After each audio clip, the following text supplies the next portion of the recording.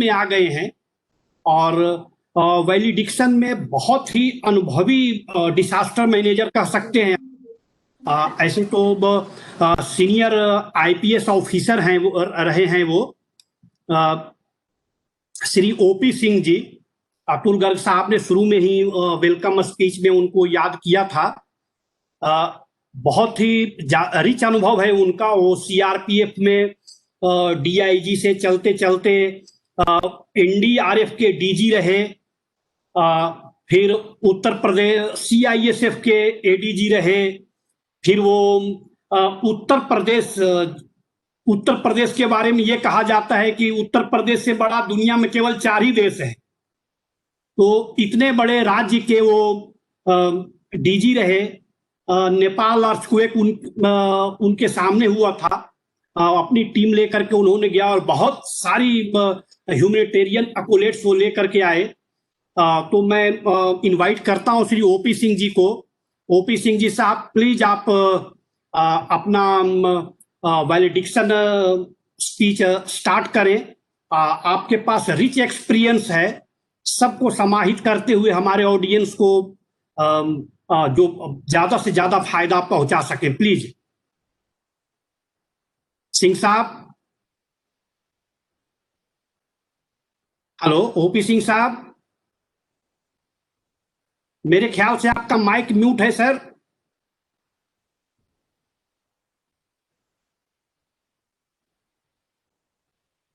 Hello,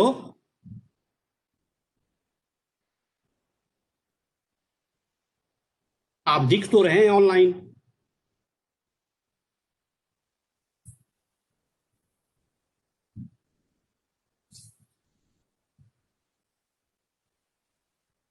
OP Singh sir दिख तो रहे हैं।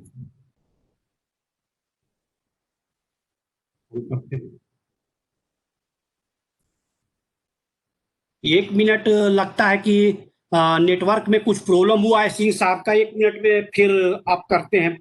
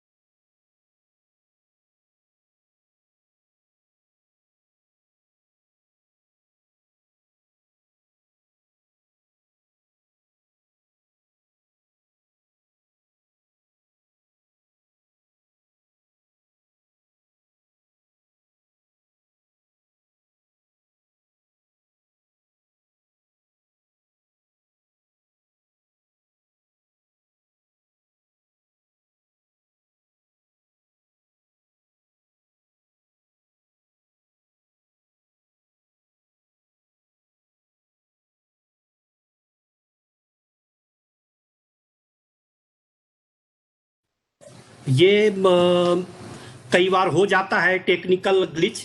सर अभी दिखे भी थे, लेकिन कह रहे हैं कि अभी तो तब तक वो करते हैं।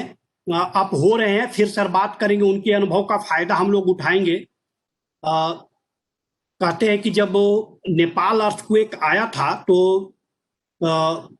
सर जो थे वो तुरंत ही बताया गया। तो सब हमारी जो उस समय एनडीआरएफ की टीम थी और ओपी सिंह साहब ही उसके डीजी थे उस समय, और 12 घंटे में के अंदर एनडीआरएफ की टीमें पहुंचा चुके थे नेपाल।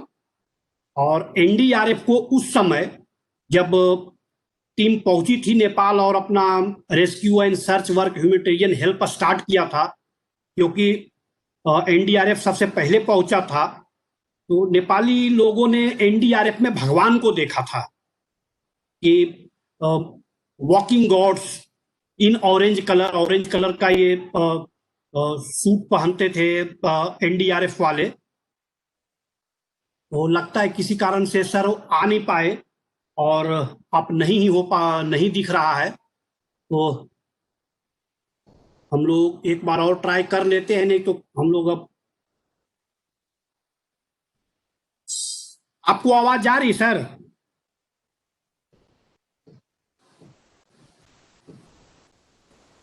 हेलो?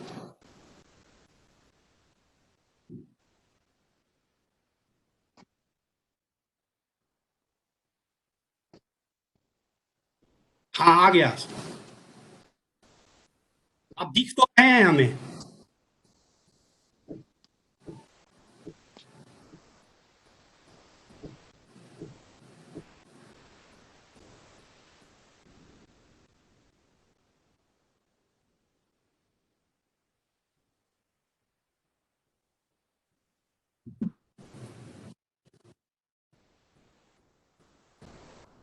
हेलो। हमें दिख रहे हैं सर। आवाज नहीं आ रही। आ रही है सर, आ रही है, बोलिए, आ गई। आगे आवाज आ रही है? जी। Okay, thank you. सर आ रही है आवाज? मिस्टर नकुल जितने बहुत ही टाइमली इंटरवेंशन के जो सेमिनार्स, इस तरह का वेबिनार हो रहा है, उसके सारे पार्टिसिपेंट्स एंड फ्रेंड्स बधाई देता हूँ उन फोर सोल्यूशन जिन्होंने इस इतना महत्वपूर्ण चूज किया पर एक वेबिनार सेफ्टी और हॉस्टल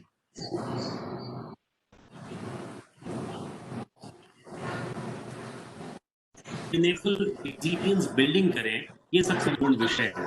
और हमने देखा है पिछले कई वर्षों में डिजास्टर का मैग्नीट्यूड का हो और किसी इंटेंसिटी हो और विश्व के किसी भी कोने में हो, they all mobilize our humanitarian concern and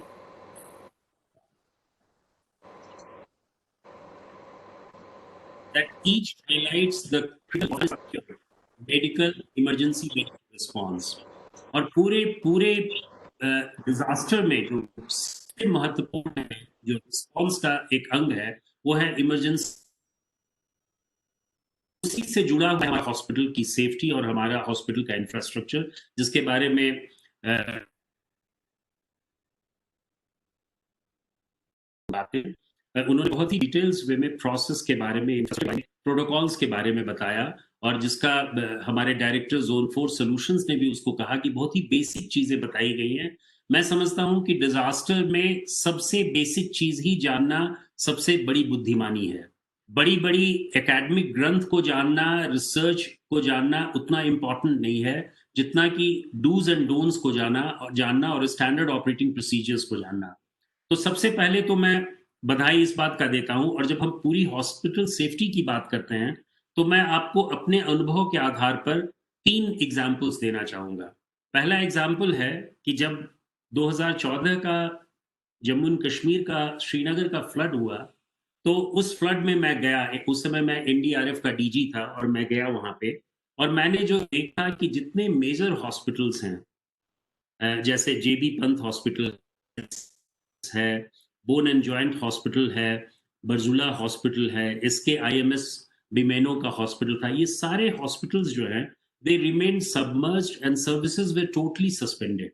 Imagine a situation in 2014 when the entire Srinagar was inundated and flooded. All the major hospitals were submerged. That was the condition of the hospitals there. Second example I would like to give of Chennai urban flood of 2015, where again I had the misfortune or privilege to lead the Indian team there. The NDRF team was dispatched and I was there on the spot, stayed there for 3 days to supervise the entire activity. और ये भी calamity जो urban Chennai flood था, वो भी एक unexpected proportion का calamity था।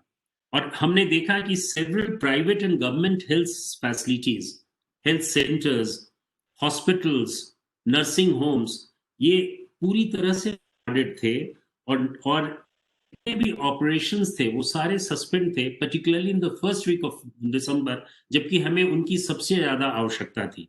और कांचीपुरम और तिरुवरुल डिस्ट्रिक्ट में तो 13 ऐसे प्राइमरी हेल्थ सेंटर्स थे जो टोटली सबमर्ज थे और टोटली इनंडेटेड थे।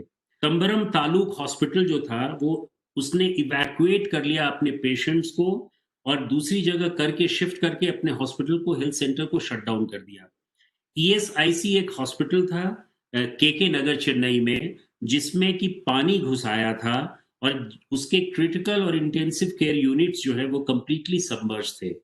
और ये भी रिपोर्ट हम लोगों को मिला उसी समय कि 18 पेशेंट्स जो हैं वो जो वेंटिलेटर्स पे रखे गए थे वो massive power and generator failures के कारण दे died in a private corporate hospital in Chennai.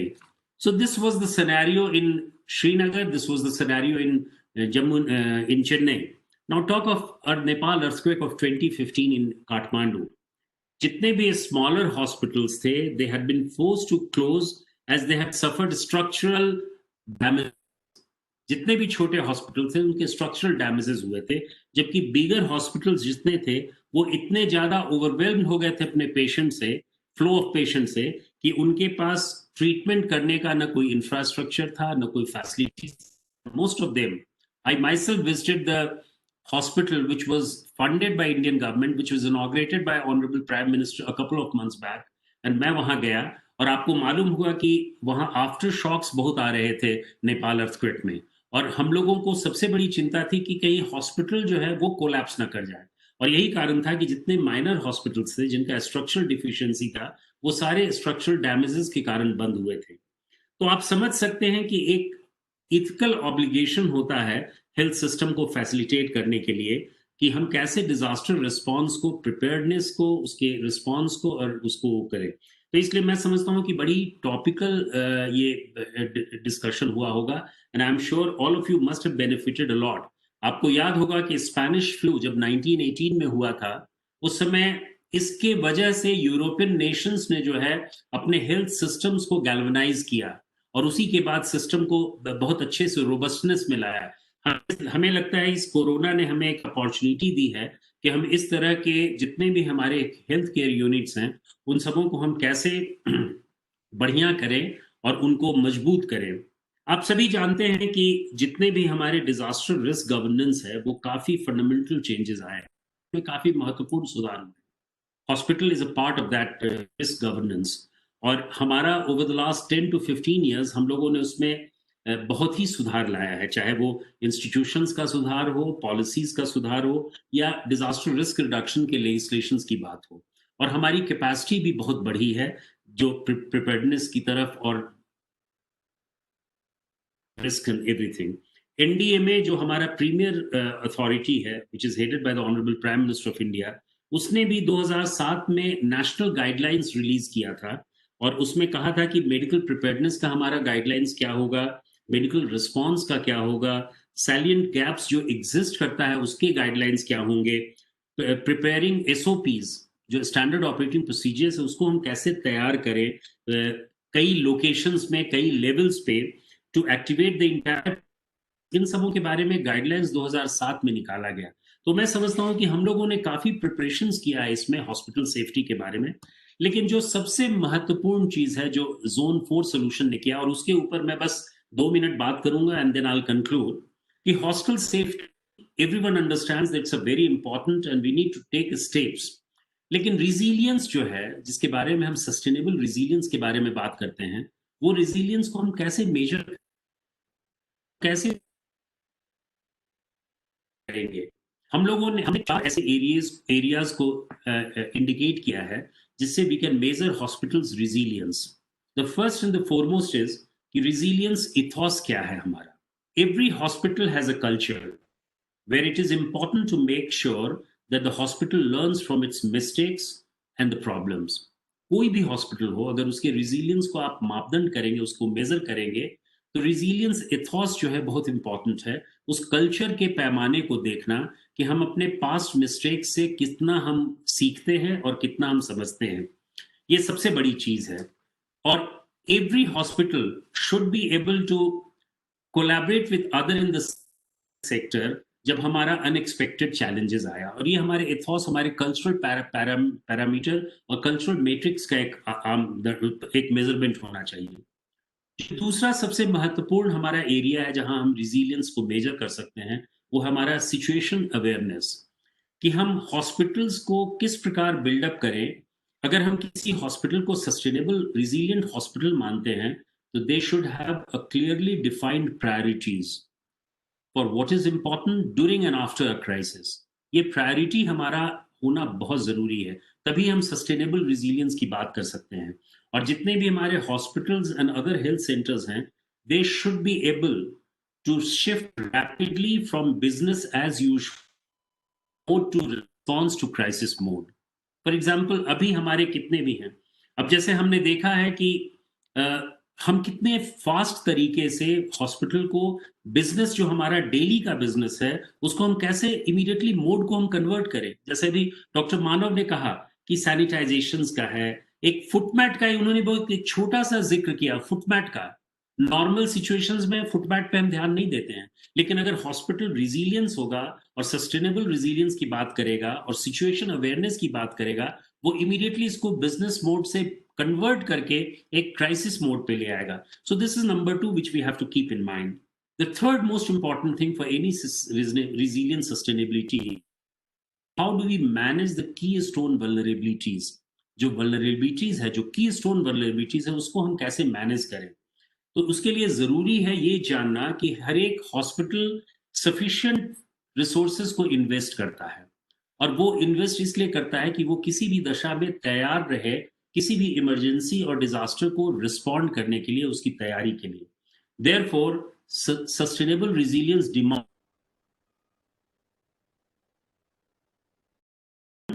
For disasters, and केवल प्लान ही होना इनफ नहीं है, the plan must be practical.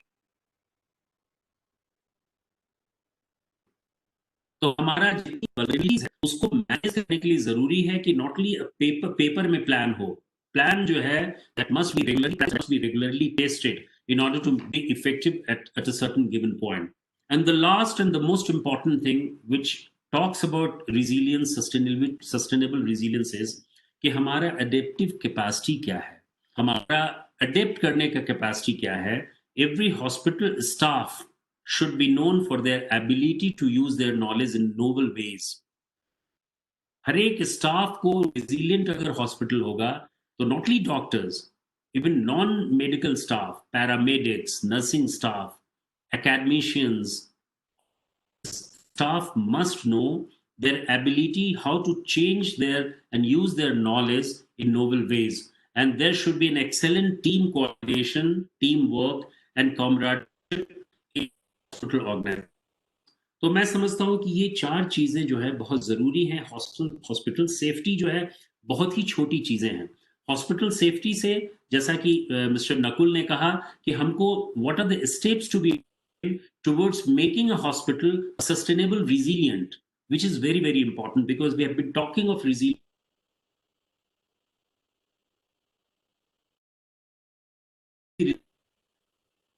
के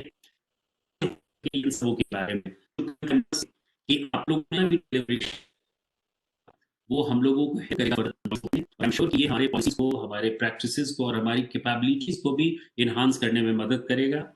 इंडिया जो है एक बहुत ही फास्ट ग्रोइंग इकोनॉमिक हब बन रहा है, और हम जो we have to keep in mind that it is also a country with lot of industrial base जो है हमारा इतना बढ़ रहा है, which is also good and bad, sense that हमारा इंडस्ट्रियल बेस जैसे बढ़ेगा, we will have lot of major accident hazard units, और MAH units जो होंगे वो हमारे रिस्क को बढ़ाएंगे, हमारे केमिकल डिजास्टर्स को भी बढ़ाएंगे।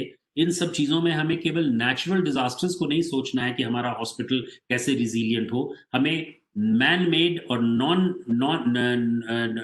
नेचुरल जो हमारा है उन सबों के बारे में भी सोचना है। और हर एक चीजों में इस बात का ध्यान देना है कि हमारा प्रॉम्प्ट और इफेक्टिव मेडिकल रिस्पॉन्स जो है that demands that the hospitals be safe and secure.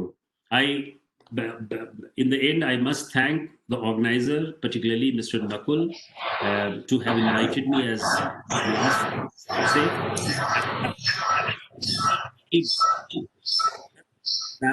we must include insights from everyone. Thank you so much.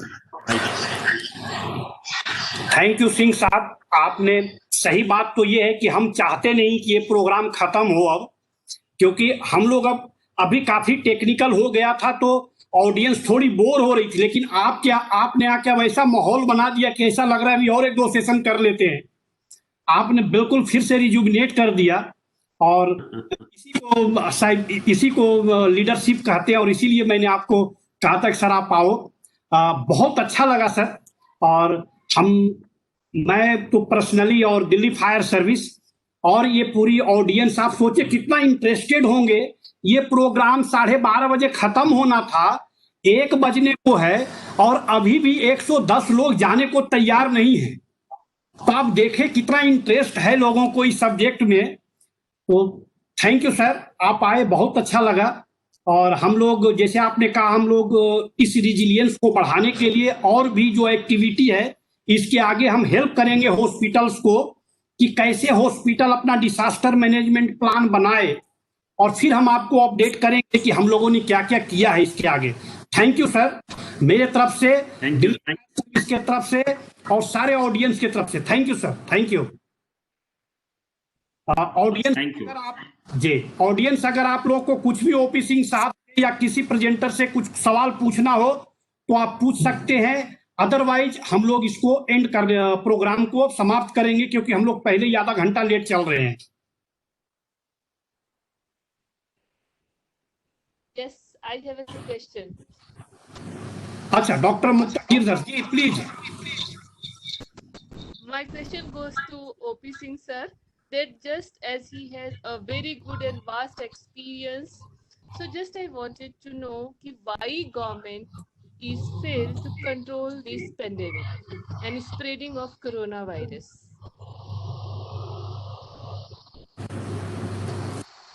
Can you repeat the question?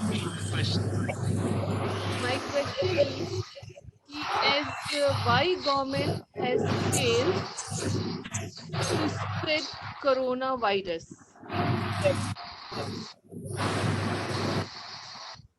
Why coronavirus is spreading too much in spite of lot of efforts by the government?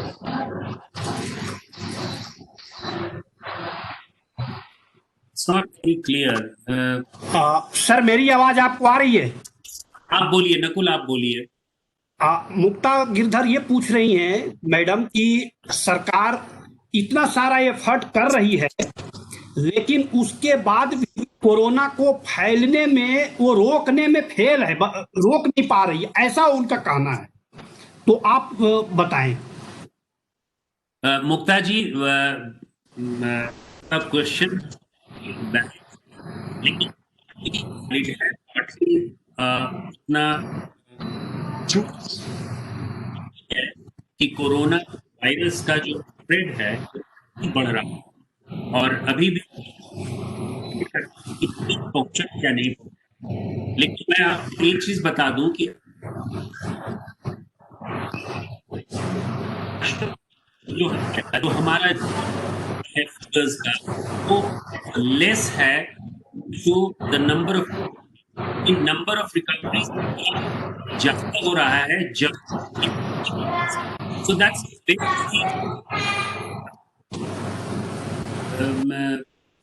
Nakul, सुनाई दे रहा है? जी जी, आपकी आवाज आ रही है। Hello Nakul, आपकी आवाज आ रही है डॉक्टर साहब। मुक्ता जी, आप सुन रही हैं? उनका नेटवर्क में मेरे ख्याल नहीं, मुझे सुनाई दे रहा है। मुक्ता जी, जो हमारा number of, it is going to compare number of recovery, so this is a good thing. सबसे बड़ी चीज है कि हम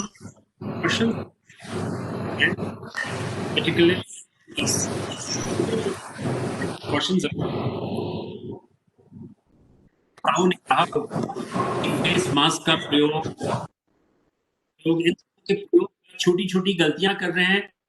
टेस्टिंग भी हमारा नहीं हो रहा है, हो सकता है कि फिगर और भी ज्यादा हो टेस्टिंग की वजह से, लेकिन अब टेस्टिंग पिछले कुछ महीनों से टेस्टिंग बहुत ज्यादा हो लग रहे हैं सच में। तो मैं समझता हूं कि हमारा जो फर्टिलिटी रेट है, हमारा नंबर ऑफ रिकवरीज है, वो अभी भी बहुत अच्छा है as compare to many other countries, and we are much in a better position. But at the same time yes you are right partly कि हमारा जो है पीक अभी भी नहीं पहुंचा, और जैसे जैसे पीक बढ़ रहा है या नंबर बढ़ रहा है वो हमें का विषय हो रहा है, और इसमें हमें पब्लिक को एडुकेट करने की जरूरत है कि हम प्रिकॉशंस जो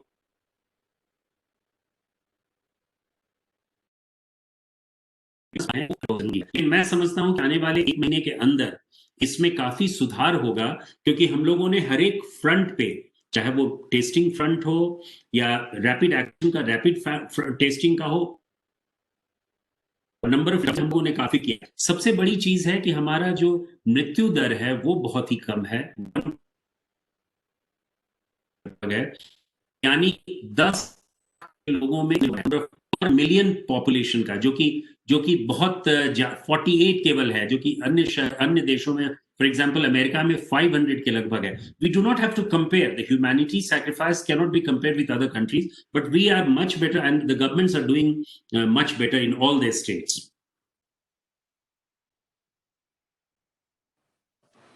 थैंक यू सिंह साहब। और किसी का कोई क्वेश्चन है तो सिंह साहब फिर को से पूछ लें, अदरवाइज हम लोग बताएं। कोई और question?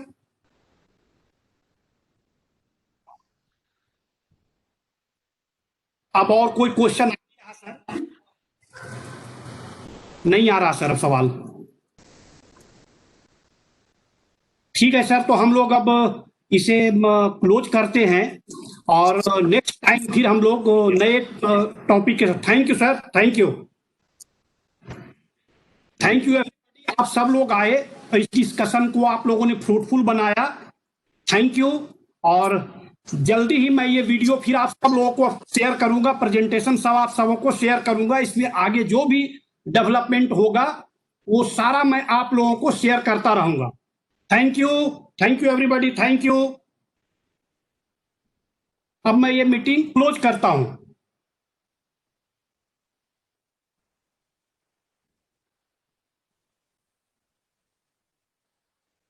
Thank you, bye. Thank you sir. हम मीटिंग क्लोज कर रहे हैं, बाय बाय बाय। आवाज ही नहीं आ रही।